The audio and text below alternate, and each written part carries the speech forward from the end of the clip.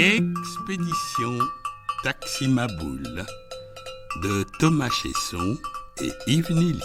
Expédition Taximaboule de Thomas Chesson et Yves Nilly. Un feuilleton radiophonique en 10 épisodes. Deuxième épisode. La petite troupe avait débarqué à l'aéroport de Dakar au cœur de l'été 1960, alors que les colonies françaises d'Afrique noire s'apprêtaient à célébrer leur indépendance. 4 jeunes gens qui posaient le pied en Afrique pour la première fois, enthousiastes et pleins d'appréhension. Quelques pas de rumba sur le tarmac brûlant, et ils s'étaient mis à chanter à pleine voix « Indépendance, cha-cha ».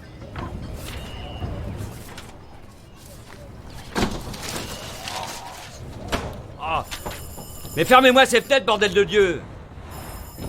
Va viens ici tout de suite et ramasse-moi ça. Oui? Bien, très bien. Mais non, fais rien. T'es complètement demeuré ou quoi? Mais tu poses les papiers là, Mais je t'ai pas demandé de les lire ou de les classer. Bon, allez, file maintenant et ferme cette putain de fenêtre. Alors comme ça, tu voudrais arrêter des chars? Mais t'as vraiment rien compris, toi. Senghor et Dia sont furieux. Le Sénégal est furieux. Le petit Modibo les a énervés. Il rapatrie les chars de la fédération au Sénégal. Très bien. Quand leur foutue fédération pétera, je préfère que les chars et les blindés soient au Sénégal plutôt qu'au Soudan. Essaie pas de comprendre. On laisse faire. Les chars reviennent à Dakar tout seuls. On n'a même pas besoin de s'en occuper. Mais non, tout ne va pas bien. Ce sont des chars tout de même. Moi, tu m'appelles toutes les heures. Tu te démerdes. Tes hommes joueront du tam-tam ou feront des signaux de fumée, mais toi, à l'heure pétante, tu appelles. Ici, c'est moi le général, et je conduis la manœuvre.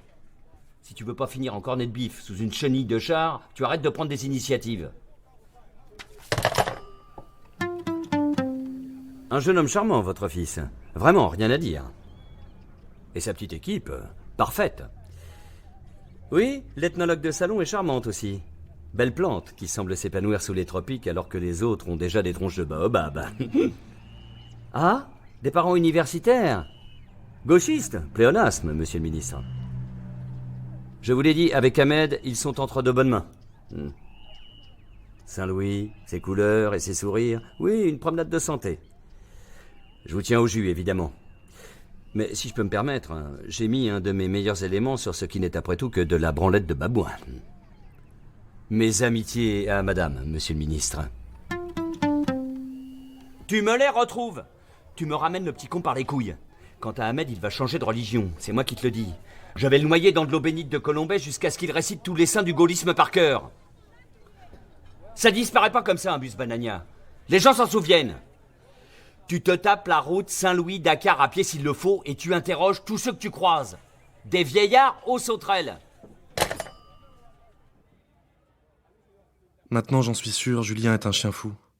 Un sale gosse qui veut casser les jouets africains de son père. Le chien fou aiguillonne Xavier Omar. Xavier Omar galvanise le chien fou. Il me trouve trop timoré, trop tatillon, trop protocolaire. Mais c'est un délit que nous avons commis. Ils pensent que j'ai l'esprit étroit, l'esprit du colon. Mais c'est eux qui ont molesté notre chauffeur noir, molesté et séquestré. Mon Dieu, c'est pire qu'un délit, c'est un crime. Ils commettent un crime en toute insouciance. Nous commettons un crime. Demi-tour. Demi-tour, il faut faire demi-tour. Détacher Ahmed, faire des excuses. Et rentrer à Dakar.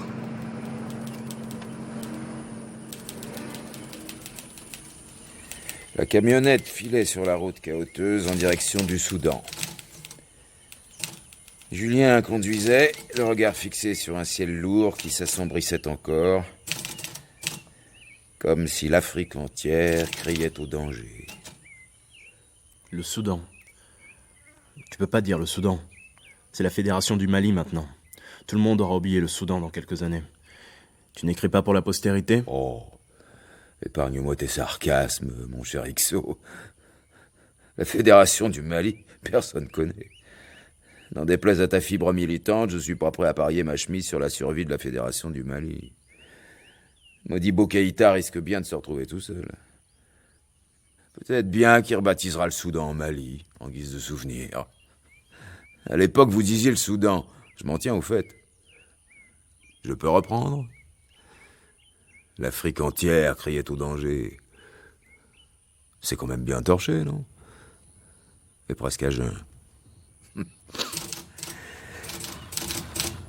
Julien ralentit. Au loin, sur la route, des blindés et de chars avançaient dans leur direction. Une large colonne de félins d'acier qui se déplaçait lentement sous la pluie. La plaine alentour était défrichée, calcinée. À perte de vue, de larges termitières sortaient de terre. Julien fut obligé de se ranger sur le bas-côté lorsque le premier blindé arriva à leur hauteur. Les monstres passaient en frôlant le rétroviseur. Les deux chars faisaient trembler les vitres, leurs chenilles projetant la boue comme une mitraille aveuglante. Julien laissa la colonne disparaître derrière eux avant de redémarrer. À peine 1 kilomètre plus loin, Julien aperçut un attroupement en travers de la route. « Qu'est-ce donc ?» murmura Julien. « Qu'est-ce que c'est ?» À l'arrière, Ahmed se releva péniblement, entravé par ses liens, pour regarder par la fenêtre. « La frontière », se contenta-t-il de répondre. « Le Soudan ?» fit Suzanne. Julien s'était arrêté à bonne distance. Ils avaient tous le nez collé au carreau. L'excitation brillait dans leurs yeux. Ahmed était bâillonné ou pas? Faudrait savoir. Et entre les blindés, les chars et les félins en acier, je sais pas si le lecteur se rend compte qu'on avait vraiment la pétoche quand ils sont passés. Le plus étonnant, c'est qu'il y avait aussi des charrettes et des chevaux. Je me souviens parfaitement de ces chevaux émaciés au milieu des chars.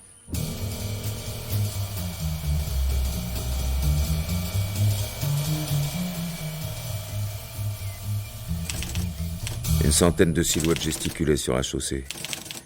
De part et d'autre de la minuscule guérite colorée et de la barrière qui marquait la limite de la frontière. Qu'est-ce qui se passe là? Il faut faire demi-tour, rebrousser chemin. Vous ne comprenez pas. La fédération du Mali va exploser. Le Soudan vire au rouge. La Haute-Volta et le Dahomey se sont déjà retirés. Ça va être la guerre. Ouais. Tu débites ces âneries parce que t'as peur du colonel, c'est tout. Regardez vous-même. Ce ne sont pas des cris de joie. Ils sont furieux. Je donne pas cher de votre peau. Et toi? Qu'est-ce qu'ils vont faire d'un collabo à la solde des colons? Tu vas bien trouver les mots qu'il faut, non? Monsieur se permet de m'insulter parce qu'il est noir. Mais t'es rien qu'un petit colon martiniquais blanchot Lévichy. Attends, calme. Assis-toi. Oh. Non mais Ahmed a raison. Modibo Keïta est un communiste. La fédération du Mali, on n'en veut pas. On. Qui ça, on? Tu parles comme un blanc réactionnaire. Oh, ça Le suffit. coup de soleil ou le naturel carburant? Ça suffit. Je descends voir. Non.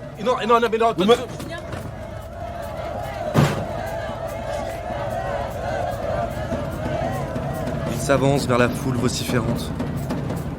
Julien est insouciant. Ils sont tous agglutinés sous ce drapeau tricolore vert, jaune, rouge de la fédération que nous ne connaissons pas. Je dis nous, les Blancs, les Français, ce que Xavier Omar n'est pas, il faut le reconnaître. Le bleu-blanc-rouge du Soudan français a disparu. Au centre du drapeau, il y a un homme stylisé, les bras écartés et levés vers le ciel. Un symbole d'Ogon, selon Suzanne.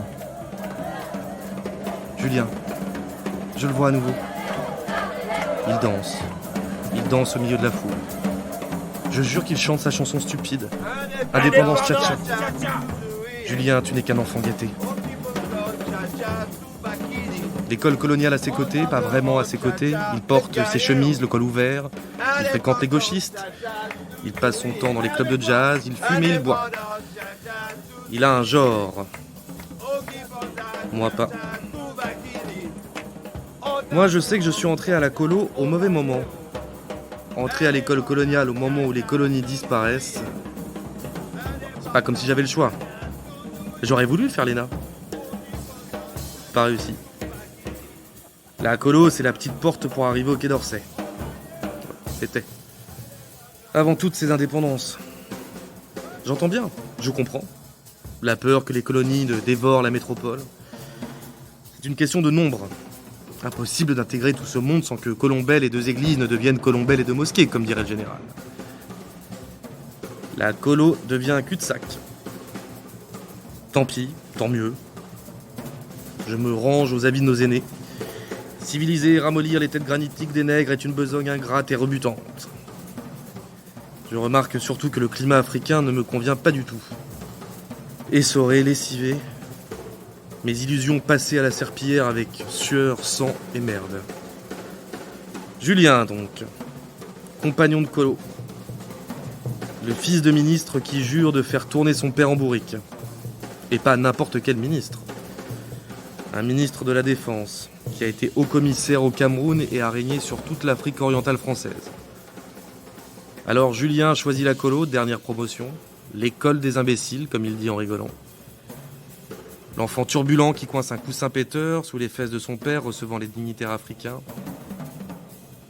Le ministre dérouté et déçu par les provocations incessantes de son fils me considère comme modérateur de ses humeurs. L'été 1960, l'été des indépendances en Afrique, qu'à cela ne tienne. Pour un accès direct au Quai d'Orsay, je propose l'opération Voulet-Chanoine. Bon alors, je te résume. On célèbre les indépendances en remontant aux origines. Voulet et Chanoine ont colonisé le continent. On refait le trajet qu'a suivi leur colonne de tirailleurs en 1899. Sénégal, Soudan, Haute-Volta, Niger, Tchad, Cameroun.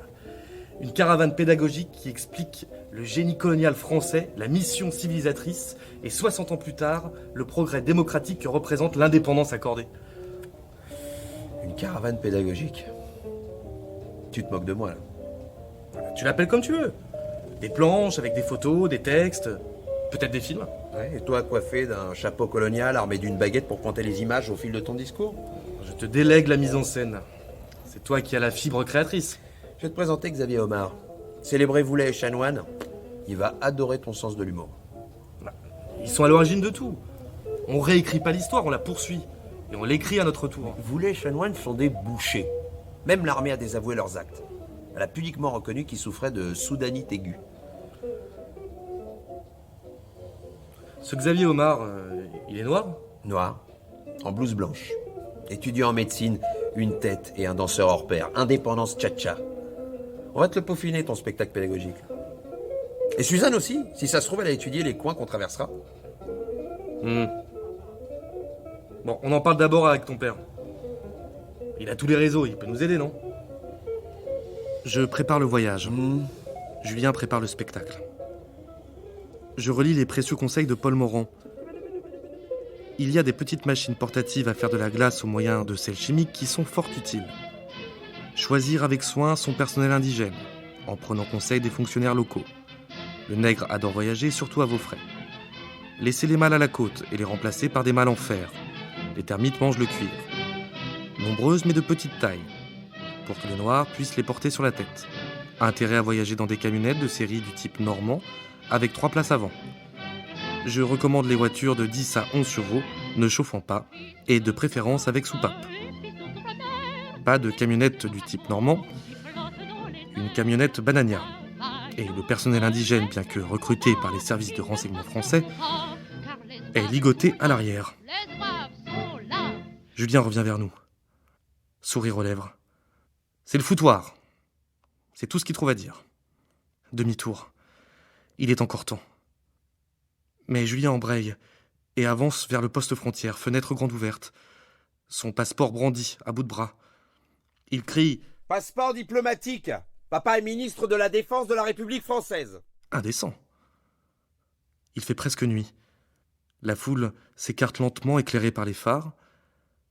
La camionnette avance au pas jusqu'à la barrière. Chaos indescriptible.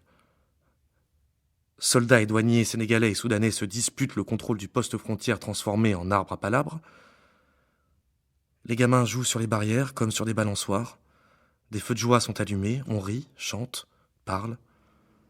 La barrière se lève. Personne ne nous regarde.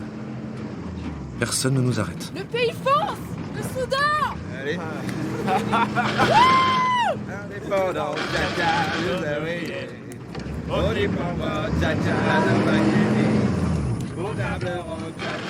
Picsou avait pris le volant, debout sur les pédales, essayant ainsi d'échapper aux vibrations de la route qui lui vrillaient les membres.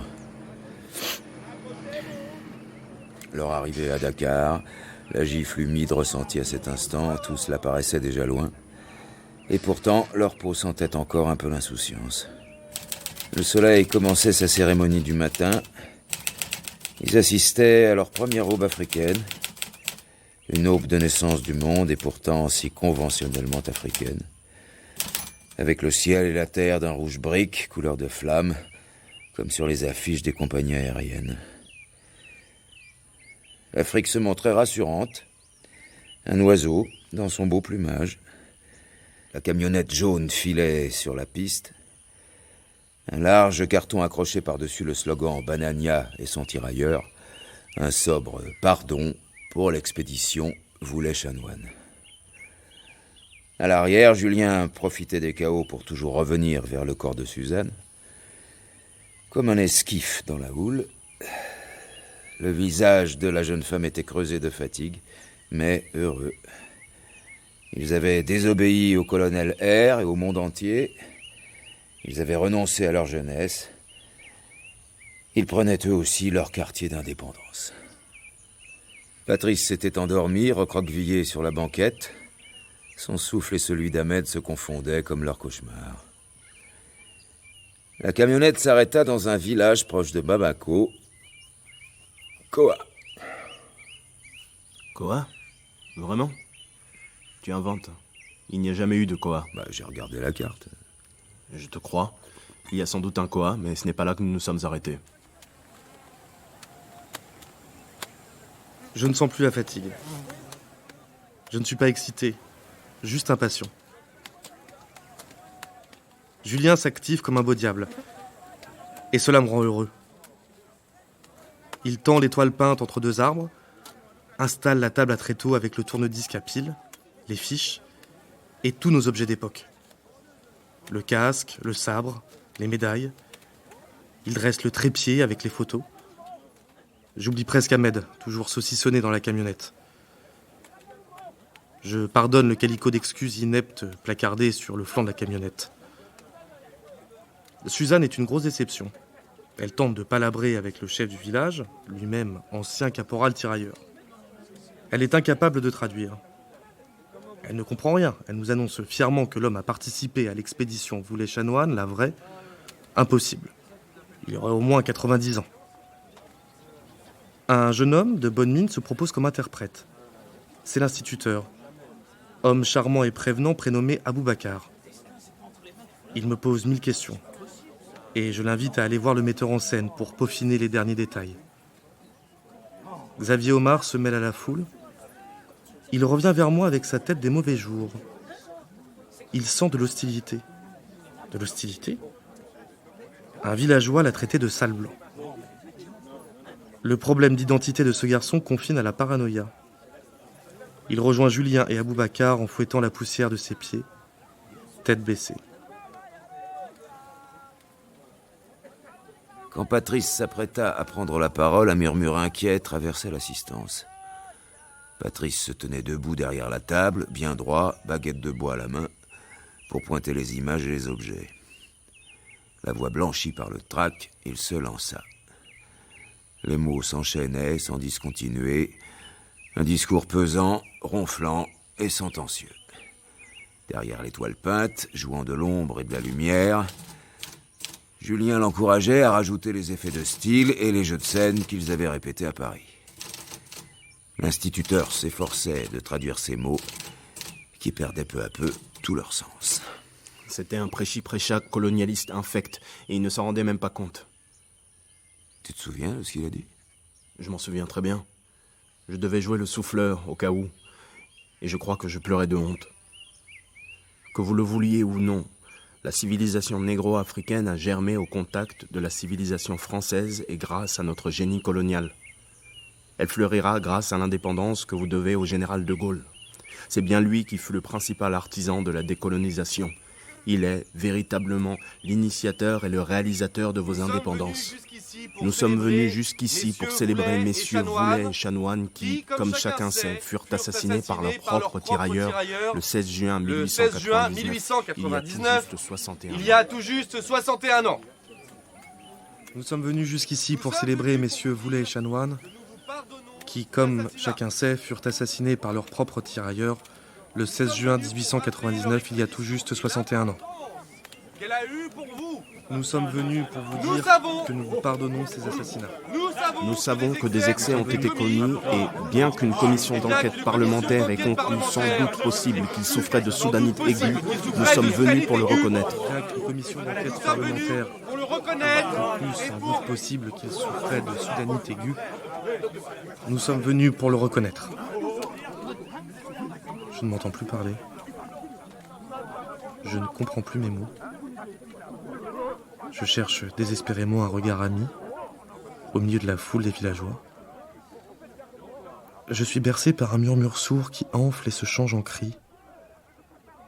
C'est donc ça la soudanite aiguë ? Je m'étrangle, le corps secoué de honte. Je jurerais entendre Julien qui se tape les cuisses derrière l'étoile, jubilant du fiasco de mon intervention. L'instituteur a l'air inquiet. Je me raccroche à son regard. Le corps secoué par la peur, j'implore la clémence de Dieu, de tous les dieux, de tous ceux qui voudraient bien me venir en aide. Je ne veux pas finir la gueule enfoncée dans une termitière. Entendez-moi, je n'ai pas tort, je demande pardon. Acte de repentance, la République aux grands hommes, le désespoir des singes, la science des baobabs et le génie babouin. Sainte Rita, mère des Amazones fonce, sauve-moi du ridicule et de la folie. Suzanne me met en garde, je n'écoute pas. J'aimerais être seul et nu, au milieu de la savane, à savourer la grande mort. La foule des villageois grondait. Patrice suait à grosses gouttes. Il s'était tué et semblait ne plus vouloir bouger. À 3 mètres de lui, un homme se mordait les lèvres. Sa figure se contractait et les jointures de ses poings serrés étaient blanches. Ixo le voyait, qui regardait Patrice. Ixo se précipita en scène et commença à improviser maladroitement. Repentance, repentance. Suzanne entraîna Patrice à l'écart, sous les huées et les premiers jets de pierre. Julien rejoignit Ixo et se mit à improviser à son tour, espérant retenir la colère des villageois. Un cri puissant monta de la foule. Le chef du village, Griot, fendait la foule et s'avançait vers la scène, criant à fendre le ciel. « À mort les Français ! Devoir de violence !»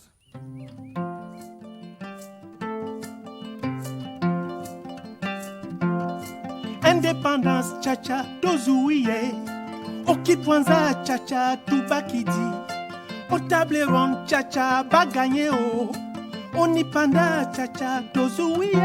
C'était Expédition Taximaboule de Thomas Chesson et Yves Nili. 2e épisode. avec Alain Fromager, Élodie Hubert, Jean-Paul Borde, Benjamin Belcourt, Jean-Christophe Folly, Jonathan Cohen, Abel Aboilitaine, Jean Bédiébé, Manon Leroy, Paulin Faudouop.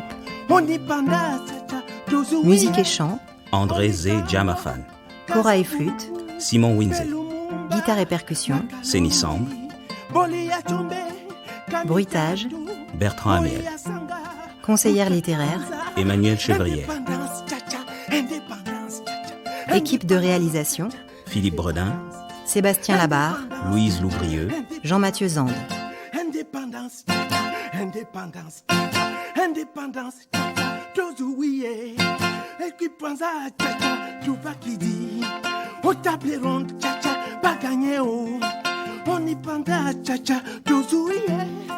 Indépendance, tcha-tcha, bagagné o. Indépendance, tcha-tcha, bagagné o.